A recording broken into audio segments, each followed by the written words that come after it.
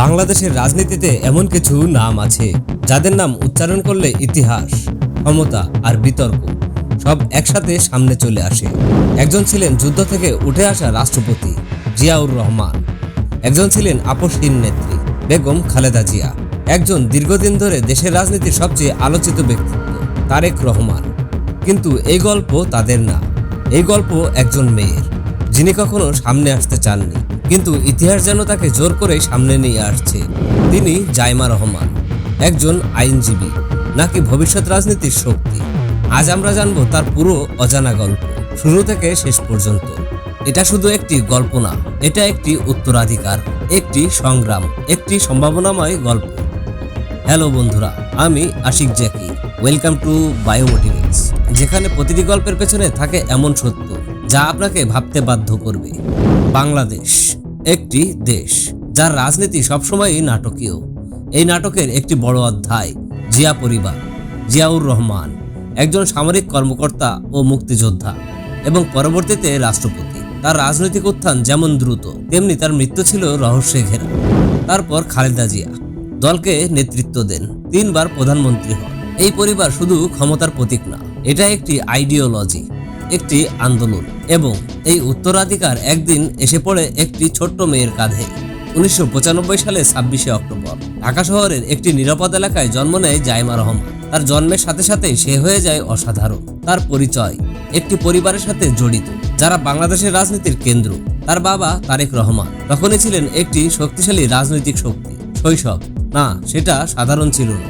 School, বন্ধু, খেলাধুলা সবকিছুই ছিল সীমাবদ্ধ, কারণ তার জীবন সবসময় ছিল নজরদারির মধ্যে। 2001 সাল বাংলাদেশের জাতীয় নির্বাচন। একটি ছোট্ট মেয়ে তার দাদির হাত ধরে ভোট কেন্দ্রে যাচ্ছেন। ক্যামেরা ক্লিক করছে, মিডিয়া তাকিয়ে আছে। সেই ছোট্ট মেয়ে জাইমা রহমান। সেই মুহূর্তে কেউ জানতো না এই মেয়েটি একদিন নিজেই হবে আলোচনার কেন্দ্র। 2007-8 সাল বাংলাদেশের রাজনীতি অস্থির। গ্রেপ্তার, মামলা, পরিবর্তন সবকিছু একসাথে ঘটছে। তার বাবা গ্রেফতার হন। একটি পরিবারের জন্য এটা শুধু একটি রাজনৈতিক ঘটনা না, এটা একটি ব্যক্তিগত ধাক্কা। তারপর বিদেশ যাত্রা, লন্ডন, এবং এখানে জাইমা রহমানের জীবনে সবচেয়ে বড় পরিবর্তন আসে। লন্ডন একটি সম্পূর্ণ ভিন্ন জগৎ, নতুন সংস্কৃতি, নতুন মানুষ, নতুন জীবন। এখানে জাইমা রহমান প্রথমবার নিজের পরিচয় খুঁজতে শুরু করেন। ভর্তি হন কুইন মেরি ইউনিভার্সিটি অফ লন্ডনে। আইন একটি কঠিন চ্যালেঞ্জিং বিষয়, কিন্তু তিনি থেমে থাকেননি। দিনের পর দিন পরিশ্রম করে নিজেকে তৈরি করেছেন। আইন পড়া শেষ করার পর পরবর্তী ধাপ লি কাউন্সিল। এখান থেকে বার অ্যাট ল অর্জন করেন, একটি বড় অর্জন। এই মুহূর্তে তিনি শুধু একটি রাজনৈতিক পরিবারের সদস্য নন, তিনি একজন আইনজীবী, একটি নিজস্ব পরিচয়। 2021 একটি মন্তব্য, একটি বিতর্ক, একটি জাতীয় আলোড়ন। এই ঘটনার পর জাইমা রহমান হয়ে ওঠেন দেশের আলোচনার কেন্দ্র। মিডিয়া, সোশ্যাল মিডিয়া, সব জায়গায় একটাই নাম।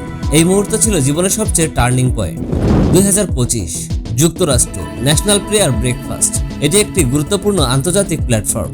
এখানে অংশগ্রহণ করেন জাইমা রহমান, তার সাথে মির্জা ফখরুল ইসলাম আলমগীর এবং আমির খসরু মাহমুদ চৌধুরী। এটা শুধু একটি সফর না, এটা ছিল একটি বার্তা। 2025 সালের শেষ, বাংলাদেশের প্রত্যাবর্তন, দলীয় সভায় অংশগ্রহণ এবং একটি নতুন অধ্যায়ের সূচনা।